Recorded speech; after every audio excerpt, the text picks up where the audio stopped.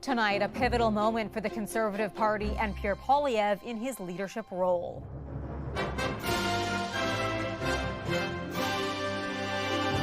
His pitch to party faithful. Conservatives are the party of workers, including union workers, small business owners, and young people. Where they're heading next. Millions of new Epstein files released, his connection to Canada, and the alleged FBI interviews mentioning Donald Trump. Plus, remembering the life and legacy of Catherine O'Hara. I'm back! It's gone! She created characters that were rewatchable and memorable. How the world is paying tribute to the comedy legend and Canadian icon. What else could we be forgetting? Kevin!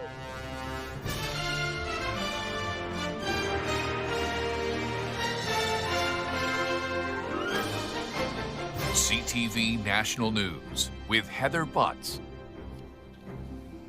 Good evening. A pivotal night in Calgary for the Conservative Party, where members have been voting on Pierre Poilievre's future as leader of the party. The results have just come in, showing huge support for Pierre Poilievre. CTV's Jeremie Charron is at the convention and joins us live. Jeremie, walk us through the result. Yeah, Heather, look, a big late-night result for federal Conservative leader Pierre Poilievre. 87.4% of delegates voting to keep him as leader moving into the next election. So, obviously a significant result. This is Pierre Poilievre meeting expectations, if you will. We have been speaking for days with MPs, delegates that are here, grassroots members that widely expected him to do well here, believed that he would get this good result. We did also speak with some delegates who said that they were really waiting to come here and wait and hear what he had to say, hear Pierre Poilievre's vision for the party moving forward before casting that vote.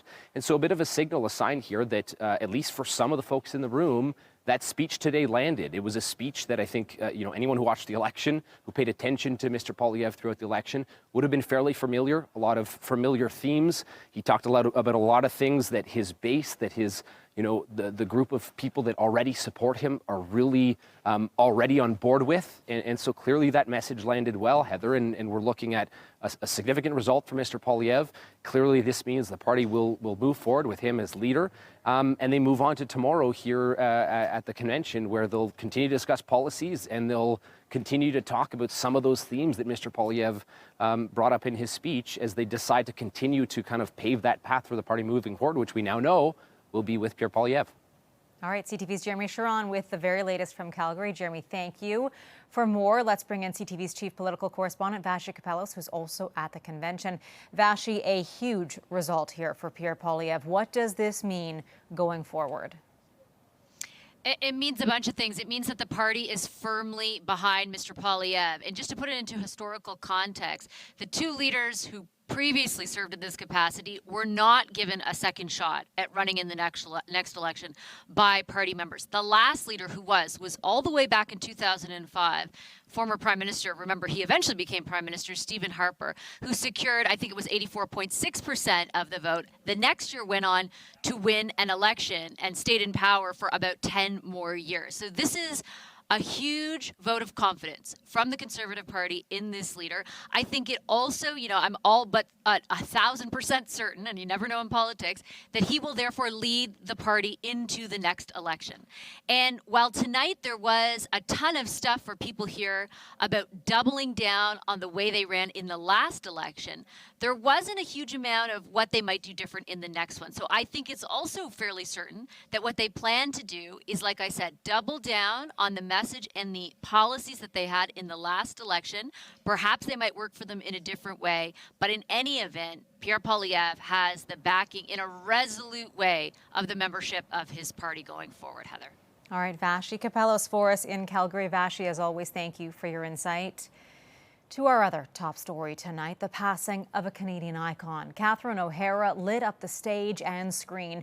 From live performances with Second City to television triumphs like Schitt's Creek and her beloved roles on the big screen in Beetlejuice and Home Alone, in a career that spanned 6 decades. CTV's Annie Bergeron-Oliver looks at her remarkable life and career. Do we set the timers on the lights? Considered a cultural trailblazer and the queen of improv,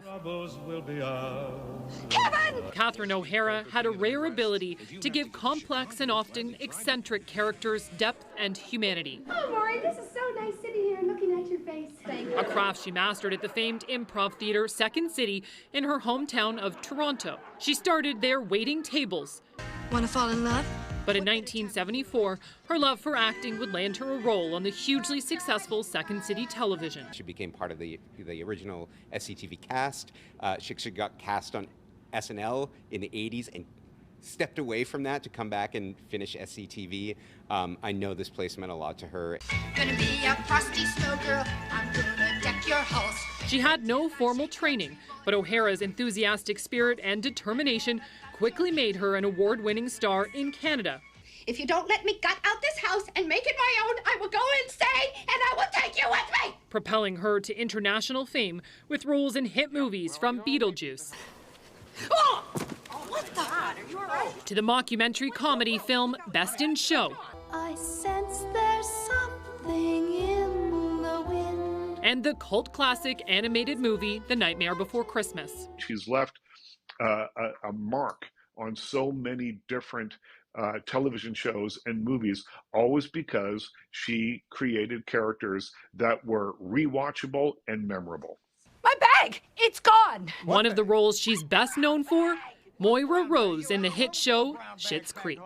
Crocodile bag, the one my mother gave me! Her performance in the Canadian production was met with critical acclaim and garnered her multiple acting awards. I would love to stand up here and tell you this was all just a walk in the cake, but it wasn't. At one of her last appearances at TIFF just 4 months ago, O'Hara thanked her longtime friend and colleague, Eugene Levy. When I think of my happiest days in this adventure and show business, I realize most of them have been with you. An adventure in show business that spanned more than 50 years. O'Hara was 71. Annie Bergeron-Oliver, CTV News, Ottawa. It was a rough day for Canada's main stock index, with the TSX plunging more than 1,000 points to end the week. The drop corresponded with a massive sell-off of precious metals. The price of gold dropped 11% and silver plummeted more than 30% after a huge rally to begin the new year. In New York, the Dow Jones was down 179 points, while the Nasdaq and S&P 500 were also down. Bombardier shares took a nosedive, dropping as much as 9% today following threats from the U.S. president to decertify its planes and slap new tariffs on the Canadian-made aircraft. CTV's Mike LeCouture has reaction from Ottawa. Bombardier's Global 8000 is billed as the world's fastest civil aircraft since the Concorde. But it could be grounded in the U.S. as President Donald Trump targets the Quebec company as apparent retribution over the certification of an American jet in Canada. On Truth Social, Trump wrote the U.S. was decertifying their Bombardier Global Expresses and all aircraft made in Canada until such time as Gulfstream, a great American company, is fully certified. Gulfstream is a direct competitor of Bombardier, and industry experts point out there are reasons Canada has been holding off. The U.S. has certified the Gulfstream 700 and the 800 with exemptions to look at that aircraft not being certified for very cold weather operations because of fuel line problems. In response to the threat of decertifying Canadian aircraft, Bombardier said in a statement, thousands of private and civilian jets built in Canada fly in the U.S. every day. We hope this is quickly resolved to avoid a significant impact to air traffic and the flying public. But it remains unclear if the U.S. president even has the authority to decertify aircraft. The only way that the type certificate can be revoked is if there is a safety issue with the aircraft. Now, this is just the latest salvo in the ongoing trade war, which has seen Trump ramp up his rhetoric against Canada following the Prime Minister's visit to China. You can't look at China as the answer. In a statement about the threat, Minister Steve McKinnon said Transport Canada officials are in communication with their U.S. counterparts, and the Canadian government is actively working on this situation. Heather? CTV's Mike LeCouture in Ottawa. As a major economic driver, Bombardier supports 50,000 direct and indirect jobs across Canada. The fallout could be costly, particularly in Quebec. CTV's Geneviève Bushman is looking at the potential repercussions. In Montreal, Bombardier's home base, averting the U.S. threat is top of the agenda. Everybody knows that there is an impact that could be in terms of jobs.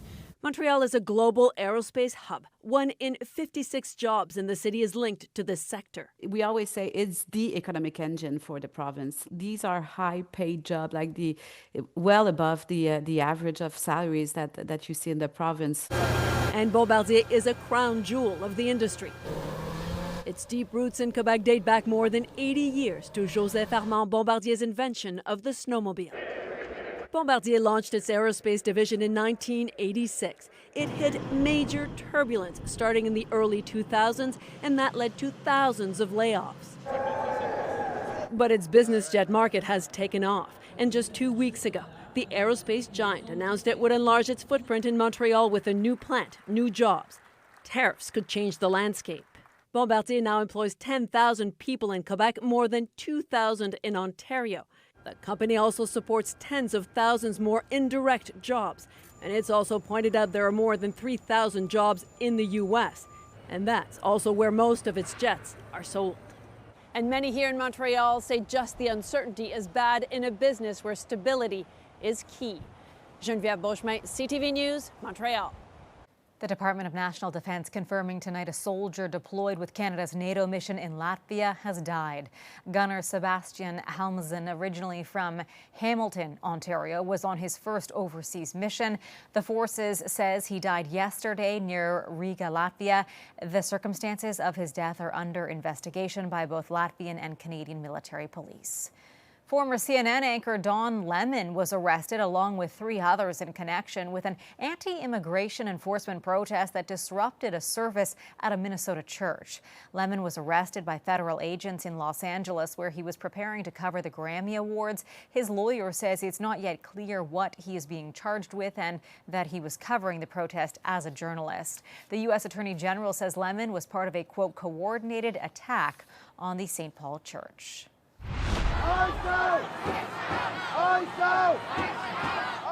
Meanwhile, thousands of protesters flooded the streets of Minnesota today for an anti-ICE protest. The demonstration part of a national shutdown across the U.S. Demonstrators demanding the immediate withdrawal of federal immigration agents from Minnesota. Similar protests were staged across several states. The U.S. Justice Department has made millions of new Epstein files public. Here's CTV's Washington Bureau Chief Joy Malbin on the references to Donald Trump and a Canadian connection. The Department of Justice released its long-delayed last batch of Jeffrey Epstein files. Of 6 million documents, only half is being made public, including thousands of videos and images. Todd Blanche, the Deputy Attorney General, insists most of it is heavily redacted because it would expose child sex abuse or violence. A chart shows Epstein's connections, associates, and employees, including possible victims. Victims of Mr. Epstein have gone through unspeakable pain. Hopefully is able to bring closure. There are FBI interviews from alleged victims and hundreds of unverified allegations against President Donald Trump and high-profile figures including Bill Clinton and Elon Musk. FBI documents mention ex-Prince Andrew, including correspondence between he and Epstein. We did not protect President Trump. We didn't protect or not protect anybody. I mean, I think that there's a hunger or a thirst for information that I do not think will be satisfied by the review of these documents. Among the records, Epstein applied for a temporary resident permit to attend a TED conference in Vancouver in 2018, but was rejected over his criminal conviction of sex trafficking a minor. Ghislaine Maxwell, Epstein's convicted accomplice who recruited young girls in a never-before-seen mugshot in a prison orange outfit. Her home address listed on Epstein's infamous island where abuse took place. And tonight there's frustration from survivors pushing for evidence and criminal prosecutions. You know what? Give me a break. You're not going to gaslight me into believing that this administration has prioritized the survivors or have cared about the survivors. A group of survivors say the Justice Department isn't doing enough to protect their personal information. And even though the Trump administration says this is it, critics are demanding all the Epstein files be released. Heather? All right, Joy, thank you.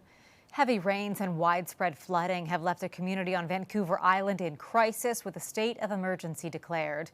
In the Comox Valley, a terrifying escape for a woman and her animals rescued from waist-high floodwaters. I've never seen it not start to go down. Like, it just kept rising and rising and rising. My sheep were up to their shoulders in the barn, and these guys went and got them. I'm just so blown away. Experts believe a snowmelt from a sudden warm spell combined with days of intense rain are to blame. A flood warning has been issued for parts of eastern Vancouver, with heavy rain expected to continue over the next few days. Coming up. They told us to come down to the hospital because things weren't looking good. What this family is calling for following a tragic loss.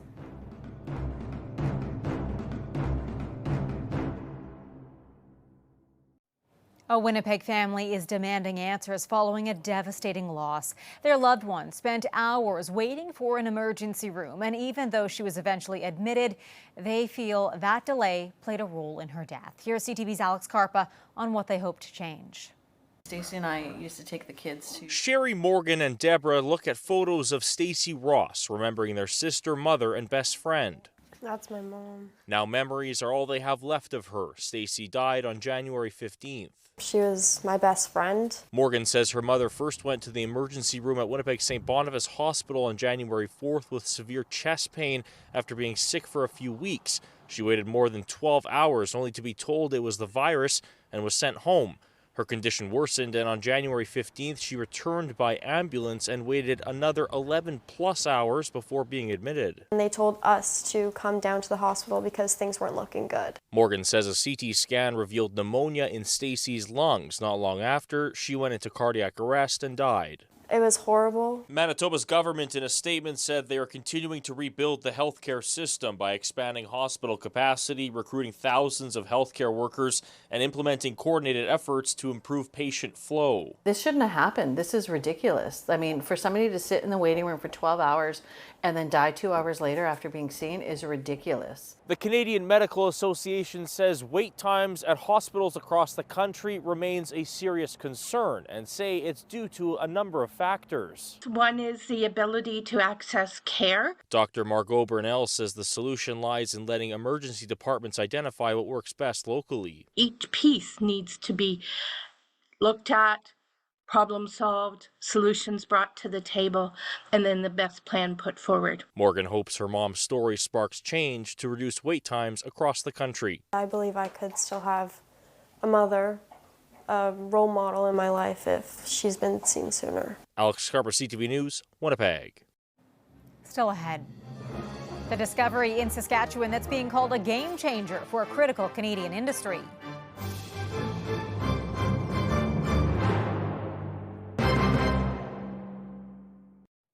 A bittersweet end for a product that has been around for decades. Minute Maid is discontinuing its frozen concentrate. Minute Maid's parent company, Coca-Cola, says it will discontinue the frozen juice cans this year in Canada and the U.S. It says the decision was made due to shifting consumer preferences. Fans of the frozen juice can still buy them in stores while the current inventory lasts. The single-use plastics ban has survived a major legal test, with the Federal Court of Appeal giving the government the green light to keep it in place. In a unanimous decision, the 3-judge panel ruled Ottawa was within its rights to designate plastic manufactured items as toxic under Canada's Environmental Protection Act and ban several types of single-use plastics. The case could still head to the Supreme Court. A major find in Saskatchewan is being touted as a possible game changer for North America's aluminum supply chain. CTV's Alison Bamford shows us what's been unearthed. Saskatchewan, known for its world-leading potash and uranium production, could one day see alumina reach that same scale. It is one of the most widely used metals on Earth. Alumina is the raw material used to produce aluminum metal, found in vehicles, airplanes, and batteries, almost anything related to transportation, power, and energy storage. Now 6.8 billion tons of it have been identified near the town of Tisdale in east-central Saskatchewan, being called the Thor Project. But what we see today is Saskatchewan moving far beyond those traditional resources and those traditional industries that are creating jobs and employing Saskatchewan people and providing opportunities for Saskatchewan families for generations to come. Canada is the fourth largest aluminum processor in the world. It currently imports bauxite ore from other countries to produce the metal. Industry leaders consider it a dirty process. If developed, they say the Thor project would provide a much greener alternative. The process that we can use on this ore consumes less energy, is far less impactful on the environment, and it is onshoring the complete supply chain here to North America.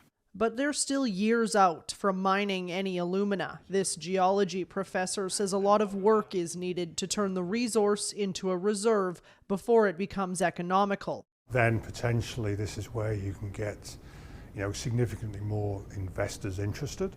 Preliminary assessments suggest the project life could span 25 years once operational. Right now, the company's focus is on designing a demonstration plant and further evaluating the resource. Alison Bamford, CTV News, Saskatoon. Still ahead, a final farewell to a Canadian legend. How Catherine O'Hara's fans and collaborators are remembering the late star.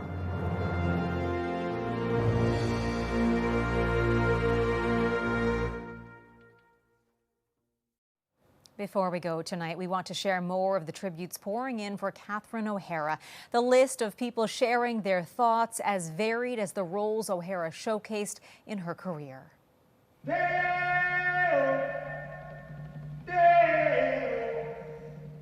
That, of course, is O'Hara in the film that made her an international star, Beetlejuice. But she may be even more well known for her turn in a film that would come just 2 years later. Merry Christmas, sweetheart. O'Hara's role as mom, Kate McAllister, cemented her as a beloved star of the silver screen. She would remain close with child star Macaulay Culkin decades after acting in the film and its sequel. Macaulay Culkin was one of those left stunned by O'Hara's passing at the age of 71 today, sharing an emotional tribute online. The actor posting pictures of the duo together with the emotional message, "Mama, I thought we had time." He had previously called O'Hara a mother figure. O'Hara most recently starred in The Studio with BC's Seth Rogen, who posted a tribute that says in part, "Home Alone was the movie that made me want to make movies. Getting to work with her was a true honor." And the Prime Minister also sharing his thoughts, saying Canada has lost a legend. "My thoughts are with her family, friends, and all those who loved her work on screen. She will be dearly missed." For me, she will always be Kevin's mom in Home Alone. An extraordinary life and career, a true Canadian icon. That is our newscast for this Friday. I'm Heather Butts. Thank you for watching. Good night, and I'll see you again tomorrow.